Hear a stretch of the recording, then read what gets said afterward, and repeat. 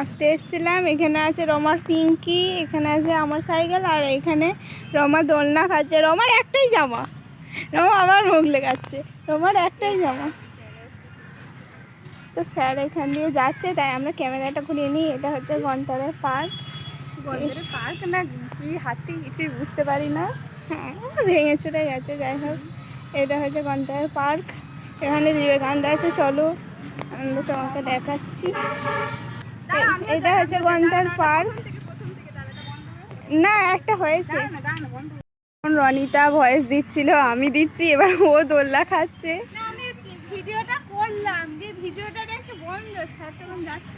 ও খেপা কখন বন্ধ করে ফেলেছে জানি না। তো এইটা হচ্ছে গন্তারের পার্ক, মানে পার্ক মানে ওই আর কি, ঠিক আছে।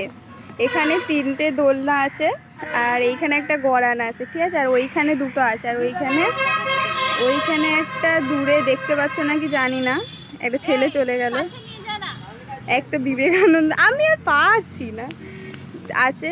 আর এইটা হচ্ছে একটা মাঠ, মানে এটা অনেকটা বড় মাঠ, যেখানে অনেকজন সেলিব্রিটিরা এসেছিল, তোমরা বোধহয় দেখেছো, দিয়েছিস তো। হ্যাঁ, তো এই কিছুদিন আগেই, ইলেকশনের আগেই দেব এসেছিল, তার আগে অনেকজন এসেছিল, ঠিক আছে। সায়ন্তিকা টায়ন্তিকা সব এসেছিলো। এখানে একটা অনুষ্ঠান হয় 12ই জানুয়ারি, বিবেকানন্দের জন্মদিনে।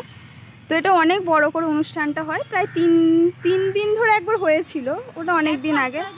হ্যাঁ, গন্তার উৎসব হয়, ওখানে অনেকজন আসে সেলিব্রিটিরা, তার মধ্যে এসেছিল, এর আগের বারে এসেছিল সায়ন্তিকা, তারপর ডিজে জেনি, আরও অনেকজন এসেছিল, ঠিক আছে। তো ওইখানে একটা স্কুল আছে, তোমরা বুঝতে পারছো নাকি জানি না, আমি জুম করে দেখাচ্ছি। তো ওই স্কুলটাতে আমরা ছোটোবেলায় পড়তাম, মানে ক্লাস নার্সারি থেকে।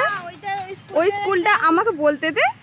ওই স্কুলটার একটা ঘটনা আছে। স্কুলটা হচ্ছে আগে আমরা যে ঘন্টা ডিএম হাই স্কুলে পড়ি, ওইখানে আগে ছিল, আমরা যাই 5-এ উঠলাম, ওই স্কুলটা 4 অবধি, ওই আমরা যাই 5-এ হলাম, ওই স্কুলটা দিয়ে এইখানে এখানে চলে এলো, দিয়ে এখন থেকে এইখানেই স্কুলটা হয়।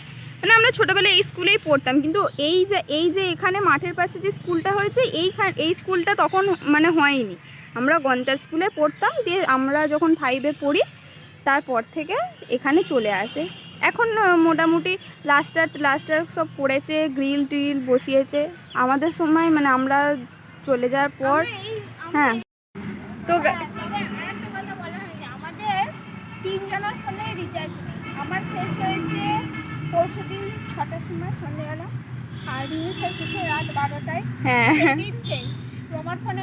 আমার ফোনে রিচার্জ থাকে না গাইস, কেননা হচ্ছে আমি বাড়িতে হটস্পট পেয়ে যাই, ঠিক আছে। তো ওই জন্য আমি করি না। শেষ হয়েছে আমার, শেষ হওয়ার 2 দিন আগে, ঠিক আছে। দিয়ে ওর একটা অসুবিধার জন্য ওর রিচার্জটা করে ওঠে, মানে করা হয়নি, ঠিক আছে।